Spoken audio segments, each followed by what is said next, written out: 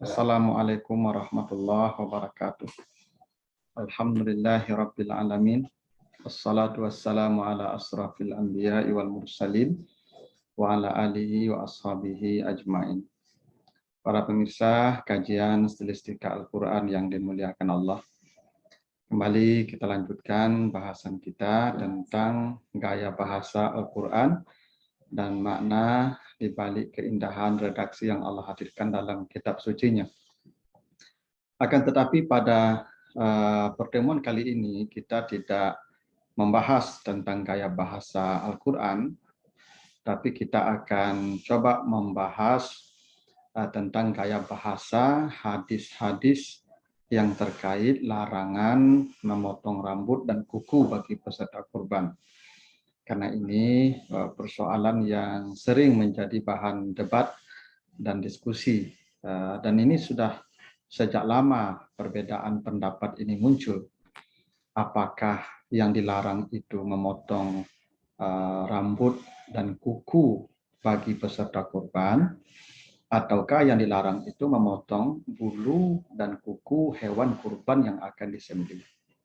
Dan ini sudah dari dulu perbedaan itu muncul, akan tetapi kita akan coba melihat seperti apa gaya bahasa, struktur kalimat, pilihan-pilihan kata dari hadis-hadis tersebut. Bahwa nanti ada perbedaan pendapat, itu hal yang wajar, yang normal, dan yang lumrah. Dan itu sudah lama terjadi di kalangan para ulama. Tapi kita hanya menjelaskan dalam konteks gaya bahasanya. Soal nanti pilihannya seperti apa, para hadirin sendiri yang memutuskan sesuai mana dalil argumentasi yang dianggap paling kuat dan paling logis.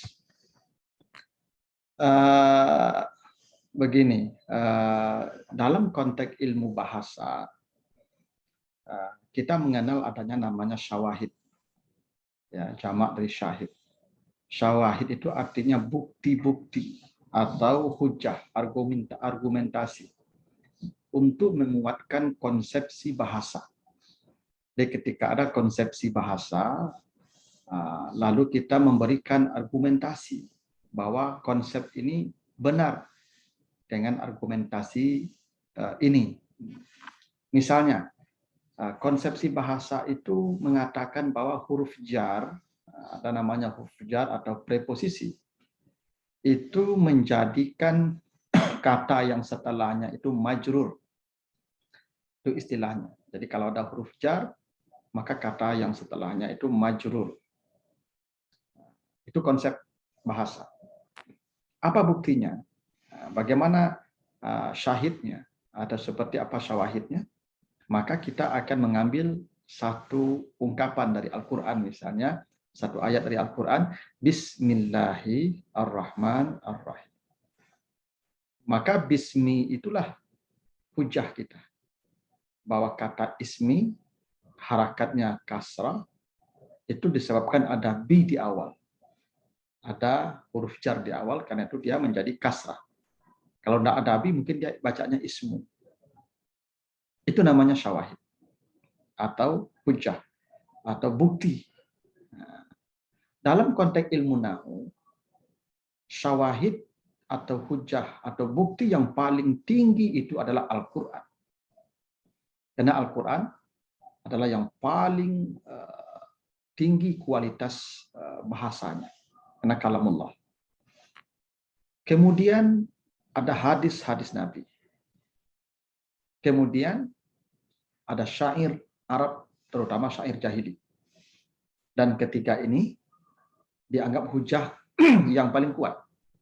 Al-Quran nomor 1, hadis nomor 2, dan syair-syair, terutama syair jahiliyah, yang di urutan ketiga.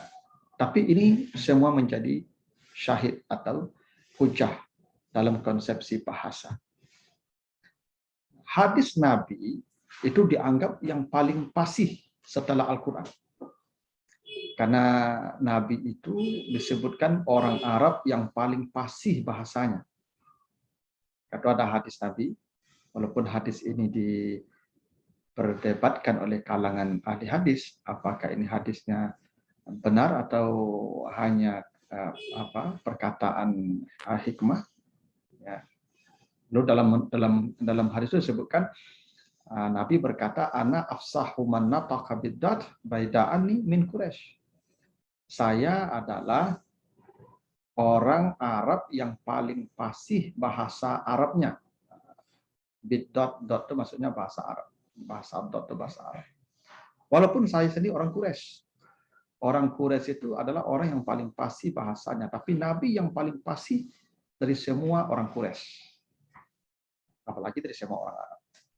Terlepas hadis ini diperdebatkan ini benar hadis atau tidak, atau ini hadis sahih atau dhaif, tapi tidak ada yang bisa membantah bahwa Nabi Muhammad itu adalah orang yang Arab, ada manusia yang paling fasih bahasa Arab. Tidak ada yang bisa membantah.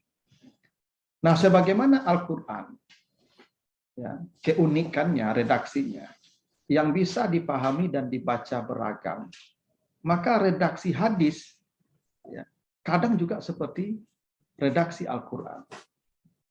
Jadi kalau Al-Quran bisa dipahami beragam, bisa ya diinterpretasikan beragam, dan bahkan bisa dibaca beragam dengan konsekuensi hukum yang beragam, maka hadis juga begitu. Kalau kita lihat Al-Quran misalnya, coba lihat Al-Ma'idah ayat yang ke-6. Hadis tentang wudhu, ayat tentang wudhu. Ya ayyuhallazina amanu idza qumtum ilas salati faghsilu wujuhakum wa aydiyakum ilal marafiqi wamsahu bi ru'usikum wa arjulakum ilal ka'bain. Di situ Allah memerintahkan kita berwudu untuk membasuh wajah, membasuh tangan, menyapu kepala dan kaki. Khusus kata kaki, dia boleh dibaca dua dalam konteks bahasa ya, dua-duanya benar. Boleh dibaca wa arjulakum dengan harakat fathah lamnya wa arjulakum, dan boleh juga dibaca kasrah lamnya wa arjulikum. Dua-duanya benar secara konsepsi bahasa, secara ya sintaksis dia benar. Kalau dibaca wa arjula dengan harakat fathah lamnya, maka itu atafnya ke tangan, idea. Dan itu boleh, benar. Tidak salah, benar. Tapi konsekuensi hukumnya, kalau dibaca arjula, maka kaki harus dibasuh seperti halnya kedua tangan. Harus dibasuh. Benar, tidak sah wudunya. Tapi bila dibaca wa arjuli, dengan harakat kasrah lamnya, benar juga. Kenapa? Karena dia atafnya ke ru'usi, ke ataf yang paling dekat. Dan itu benar. Tapi konsekuensi hukumnya berbeda. Apa konsekuensi hukumnya? Kalau dibaca arjuli, maka kaki disapu seperti kepala. Karena itu kalau ada orang berwudu tidak membasuh kaki, tapi diambilnya air dengan tangan, lalu disapukannya ke kakinya, dan itu juga sah. Karena dia membaca kasrah arjuli. Begitulah kehebatan redaksi daripada Al-Quran yang bisa dibaca beragam dan bisa dipahami beragam dan semuanya benar, ya, karena punya landasan ilmu, punya landasan ilmiah, dan itu tidak ada yang salah. Dua-duanya benar sepanjang ada landasan. Nah, seperti halnya Al-Quran yang merupakan bahasa yang paling fasih tadi dengan konsekuensi kita bisa beragam dalam pemahaman, maka hadis-hadis juga begitu. Kita dibuka peluang untuk beragam dalam memahami hadis-hadis, termasuk hadis tentang larangan memotong rambut dan kuku bagi peserta korban. Hadis yang menyatakan adanya larangan memotong rambut dan kuku, apakah itu untuk peserta korban ataukah untuk hewan kurban, itu ada dalam hadis riwayat dari Ummu Salamah. Ada 3 hadis, ya, ketiganya dari Ummu Salamah dan ketiganya riwayat Muslim yang ada dalam kitab Sahih Muslim. Hadis nomor 1977. Ya, hadis nomor 1977. Yang mungkin cetakan kalau berbeda bisa halamannya berbeda, tapi dalam buku saya itu halamannya 950 sampai 951. Ada 3 hadis yang menjelaskan ya larangan memotong rambut dan kuku ya. Tiga-tiganya hadis dari Ummu Salamah, hadis riwayat Muslim, dan nomor hadisnya sama, 1977. Mari kita lihat redaksinya ya. Pertama, hadis itu bunyinya begini. Man kana lahu zibhun yazbahuhu fa iza uhilla hilalu zilhijjati fala ya'khuzanna min sya'rihi wala min azfarihi syai'an hatta yudahhiya. Begitu kira-kira bunyi hadisnya. Siapa yang sudah memiliki sembelihan. Nah, di sini disebut zibuhun ya. Tidak disebutkan binatangnya apa. Pokoknya sembelihan ya. Kalau sembelihan tentu kalau korban kan sudah ada aturannya. Ya, kambing, domba, sapi, onta. Ya, kerbau mungkin bisa jadi boleh ya karena dikiaskan ke sapi. Siapa yang sudah memiliki hewan sembelihan yang akan dia sembelih hewan itu, maka apabila sudah hilal Zulhijjah, maksudnya sudah ditetapkan tanggal 1 Zulhijjah, misalnya Kementerian Agama ya sudah menetapkan bahwa malam ini 1 Zulhijjah, maka jangan lagi dia mengambil dari bulunya dan kukunya sedikit pun sampai hewan itu dikorbankan atau disembelih.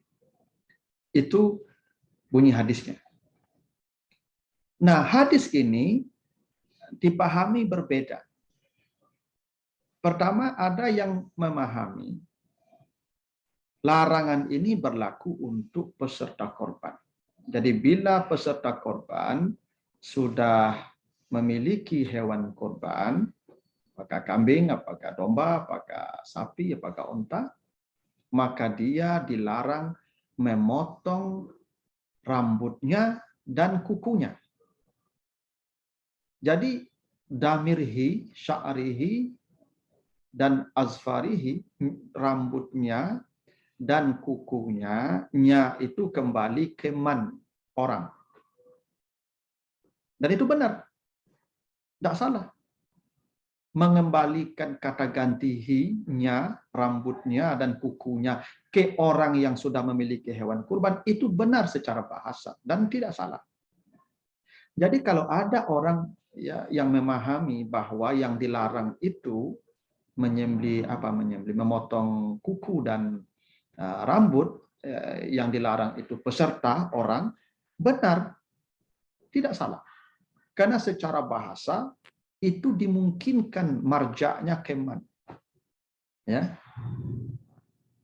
Apalagi sudah ada juga damir yang kembali keman tuh, lahu, mangkana lahu. Berarti mengembalikan hi itu ya sudah sangat tepat keman. Karena sudah ada juga damir hu yang kembali keman. Dan itu benar. Jadi kalau ada orang ya mengatakan dilarang peserta korban memotong ya kuku dan rambutnya ketika sudah masuk Zulhijjah, dan jangan salahkan dan jangan berdebat. Itu benar. Tetapi ada pemahaman yang lain dan itu juga boleh. Di mana kata gantihi min sya'rihi wa azfarihi itu kembalinya bukan ke orang tapi ke zibhun, hewan sembelihan. Karena zibhun itu katanya muzakkar, ya maskulin, laki-laki. Karena itu damirhi boleh dikembalikan ke zibhun. Jadi siapa yang sudah memiliki hewan kurban yang akan dia sembelih, maka apabila hilal Zulhijjah, maka dia jangan potong lagi ya bulunya hewan itu dan kukunya hewan itu. Dan itu benar. Apalagi sudah ada juga kata ganti hu pada yazbahuhu yang kembalinya ke zibhun.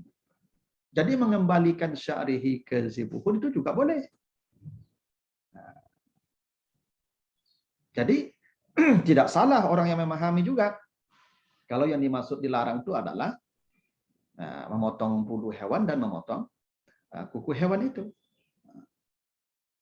Ditambah lagi argumentasinya, bahasa memotong bukan memotong, tapi ya'khuzanna. Fala ya'khuzanna. Ya'khuzanna itu artinya mengambil atau menarik, mencabut. Yang ya biasanya kalau mencabut ya bulu hewan. Jadi kata ya'khuzan itu ya lebih cocok ke hewan, begitu pendapatnya. Jadi memang tidak salah. Karena itu pendapat kedua ini mengatakan yang dilarang adalah memotong rambut dan kuku ya, hewan yang akan dikorbankan. Ya kan ada yang membantah. Kan kita memang tidak pernah memotong bulu hewan kita. Betul, kita di Indonesia ini kan sembelihannya sapi dengan kambing. Memang tidak pernah dipotong bulu. Tapi Nabi itu kan berkorbannya dengan kibas. Nabi itu diceritakan berkorban dengan bikabsid akran, dengan kibas yang bertanduk. Kibas itu domba, biri-biri. Domba kan bulunya dipotong. Ya, maka kalau sudah masuk Zulhijjah yang korbannya domba, jangan potong lagi bulunya. Begitu. Ya kuku kita kan apa nama motong kuku hewan? Iya, karena kita kambing sama sapi. Tapi di masa dulu sahabat Nabi juga itu sembelihnya ada onta, dan onta itu menurut sebagian orang itu kukunya dulu dipotong. Karena dia kendaraan padang pasir yang membawa beban yang berat, jadi ketika beban berat itu terlalu banyak dia berjalan, kukunya panjang. Maka dipotong. Karena kuku onta itu beda dengan kuku sapi, bentuknya agak lebar ya. Maka dipotong. Ditambah lagi, nah, ada kan contoh Nabi dan sahabat yang sunnah memotong kuku setiap ya hari Jumat. Ini sudah 2 minggu tidak motong kuku, kan? Apalagi mohon maaf yang bekerja di sawah, ya petani. Bisa bayangkan 2 minggu dia tidak motong kuku, yang kerjanya menggaruk tanah setiap hari, tanah lumpur ya. Ya Ustaz, dulu kan di Madinah kan juga para petani banyak. Ya, nah mereka petaninya korma kan, lahannya kan tidak seperti sawah. Jadi tingkat kotor kukunya juga berbeda. Tapi tidak apa-apalah. Itu ranah perbedaan. Jadi boleh saja. Secara konsepsi bahasa itu boleh. Ya. Boleh kata ganti hu kembali ke orang, berarti orang yang berkorban jangan potong rambut dan kuku. Boleh kata hi nyanya kembali ke zibuhun hewan, maka bila masuk awal Zulhijjah jangan lagi potong ya kuku dan bulu hewan itu. Itu secara kebahasaan ya, soal pilihan terserah. Nanti para hadirin yang milih sendiri mana yang menurut ini yang lebih nyaman, yang lebih kuat, yang lebih pas untuk diikuti. Karena dua-duanya kan pemahaman. Ya. Karena bahasa hadis memberikan ruang untuk kita berbeda. Nah, itu hadis pertama. Hadis kedua, masih hadis Ummu Salamah juga. Hadis riwayat Muslim juga. Nomor hadis yang sama. Apa kata Nabi? Iza dakhalal ashru wa indahu udhiyatun yuridu ayyudahiyya fala ya'khuzanna sya'ran wala yaklimanna zufuran. Itu bunyi hadisnya begitu. Apabila telah masuk 10 Zulhijjah dan dia sudah memiliki sembelihan udhiyah yang hendak dia sembelih, maka janganlah dia mengambil rambut dan memotong kuku. Nah, sama satu pendapat memahami ini berlaku untuk yang sudah punya hewan tadi, indahu, yang sudah punya hewan kurban. Tapi kata ini perlu dipahami, hadis ini perlu dipahami. Di sini tidak ada damir yang kembali kepada orang pada kata sya'ran dan zufuran. Tidak disebutkan ya seperti hadis sebelumnya sya'rihi ya au zufurihi. Tapi sya'ran zufuran. Tanpa ada kata gantinya. Andai ada kata ganti sya'rahu atau zufarahu, maka pasti ke orang. Tidak mungkin ke hewan. Kenapa? Karena hewannya disebut udhiyah. Udhiyah itu muannas. Kalau sya'raha, zufraha, itu pasti ke hewan. Tidak mungkin ke orang. Karena dia mu'annas. Karena di sini tidak ada kata ganti yang kembali kepada orang ataupun kepada hewan, lagi-lagi hadis ini memiliki peluang untuk orang berbeda. Karena sya'ran dan zufuran itu nakirah, umum. Bisa rambut orang, bisa rambut hewan. Bisa kuku orang, bisa kuku hewan. Karena tidak ada damir yang kembali kepada salah satunya. Andai ada andai kata ada damir, tidak ada perbedaan lagi. Kalau damirnya hu, pasti ke orang. Tidak mungkin ke udhiyah. Kalau damirnya ha, pasti ke udhiyah. Tidak boleh ke orang. Nabi tidak menyebutkan ada kata ganti di situ ya. Tapi sya'ran dalam bentuk nakira, zufran dalam bentuk nakira indefinite. Karena itu orang boleh lagi berbeda dalam hadis ini. Bisa dipahami itu orang, bisa dipahami juga hewan. Karena memang dibuka ruang untuk itu. Masya Allah, begitulah fasihnya bahasa Nabi. Ya. Hadis ketiga, masih hadis yang sama dari Ummu Salamah dan hadis Muslim. Nomor hadisnya sama. Apa bunyi hadis? Iza dakhalatil ashru wa arada ahadukum ayyudahhiya fala yamassa min sya'arihi wa basyarihi syai'an. Apabila telah masuk Zulhijjah, 10 Zulhijjah, ya, dan salah seorang kamu hendak berkorban, maka janganlah dia menyentuh rambut dan kulitnya sedikit pun. Oleh sebahagian, hadis ini dipahami larangan memotong kuku dan rambut bagi peserta korban. Apa dalil mereka? Kekuatan apa hujahnya? Itu pada kata hu yang pasti kembalinya ke ahadukum. Min sya'rihi wa basyarihi. Satu ya.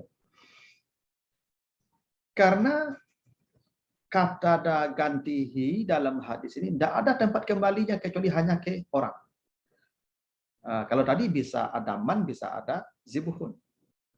Kalau yang kedua tadi tidak ada kata ganti yang bisa saja yang dimaksud itu kuku orang atau kuku hewan. Rambut orang atau rambut hewan. Tapi di hadis yang ini ada kata ganti hi, tempat kembalinya hanya satu. Ahadukum, berarti ke kamu, salah seorang kamu. Maka ini bisa menjadi hujah bahwa yang dimaksud, yang dilarang itu adalah yang memotong rambut dan kuku orang. Itu pendapatnya. Ditambah lagi ada kata basyar. Ya, kata basyar yang di samping berarti kulit juga berarti manusia. Ya. Jadi basyar itu kan berarti manusia.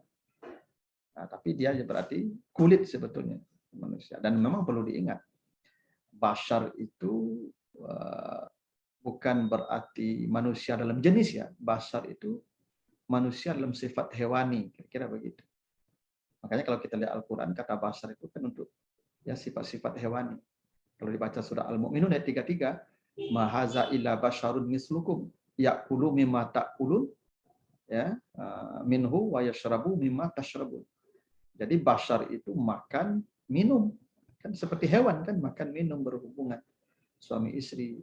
Makanya soal Al-Kahfi 110 itu Nabi mengatakan kul innama ana basyarum mislukum itu ya. Itu katakanlah Muhammad, saya ini basyar. Basyar itu maksudnya saya makan, saya minum, saya ya berkeluarga, saya berumah tangga, saya sedih, saya menangis, saya tertawa, itu basyar.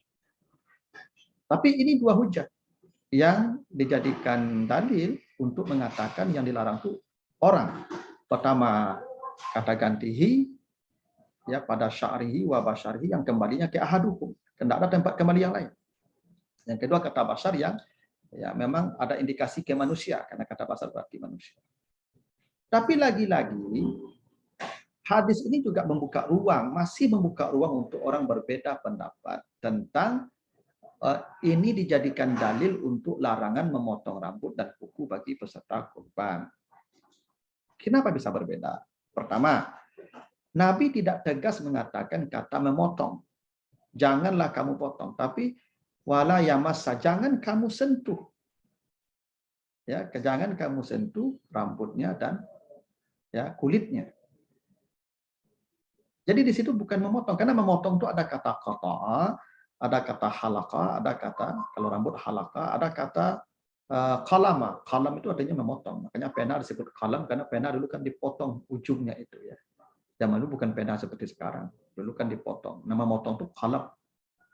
Nabi tidak mengatakan dengan kata yang salah satu yang tadi, kalam, kata atau halak, tapi ya mas menyentuh.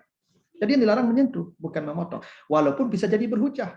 Apa hujahnya? Menyentuh saja dilarang, apalagi memotong. Sama dengan ayat ya, la taqrabu zina, jangan kau dekati zina, bukan berarti berzina boleh. Mendekatinya dilarang, enggak. Mendekati saja dilarang, apalagi berzina. Bahkan bisa juga dibantah. Tapi oke lah, kalau kita pahami itu larangan memotong, kata yang masa kita artikan memotong.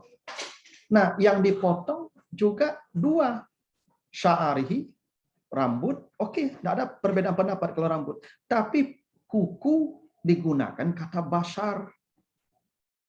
Nah, memahami kata kuku dengan kata basyarihi dengan kuku itu juga agak dipaksakan.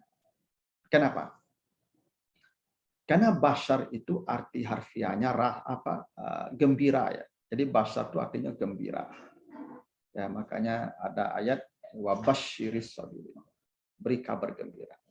Wa yastabsyiruna billazina lam yalhaqu bih. Mereka gembira.